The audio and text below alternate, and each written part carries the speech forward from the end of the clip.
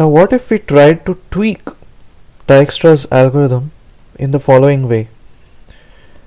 As it starts from the source and builds out a shortest path tree in increasing order of shortest path distances or costs to different vertices of the graph, there might come a point where a particular path in that shortest path tree has grown to a length which is equal to the maximum number of hops that are allowed.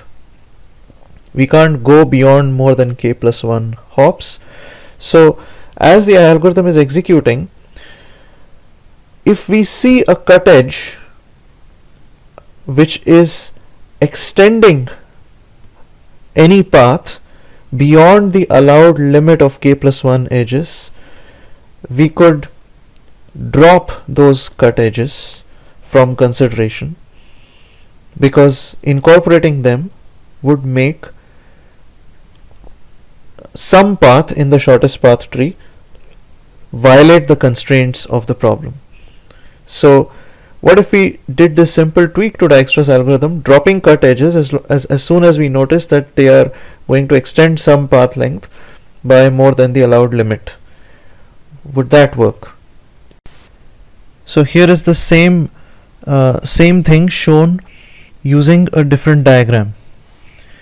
So let's say that Dijkstra's algorithm is running, and at some point we see this cut edge from u to v, and at this point u is captured and the length of the shortest path from the source, let's say this vertex S is the source, the length of the shortest path from the source to u is, let's say, exactly equal to k plus 1 edges.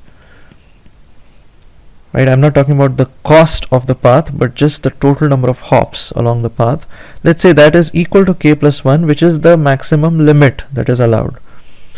In that case, this cut edge from u to v really has no value, because if I were to use this cut edge to set or reset the priority of v, and if that cut edge were to at some point in the future drag v to the left, making v part of this growing shortest path tree on the left, what would be the shortest path length to v in terms of the number of edges along the shortest path? Well, that would clearly be more than k plus 1, which violates the constraints of the problem. So it is basically futile for us to consider this cut edge once the shortest path length in terms of number of edges has hit k plus 1.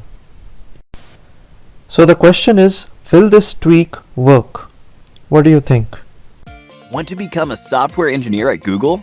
You can, like thousands of our students. You just need to learn from those who've already cleared FANG interviews. At Interview Kickstart, our interview prep courses are developed and taught live by 150 plus instructors from Tier 1 companies like Google and Facebook. Our courses are tailored to help you crack software engineering domain interviews, including back-end, full stack, machine learning, embedded systems, data science, and more. To learn more, book your free webinar slot today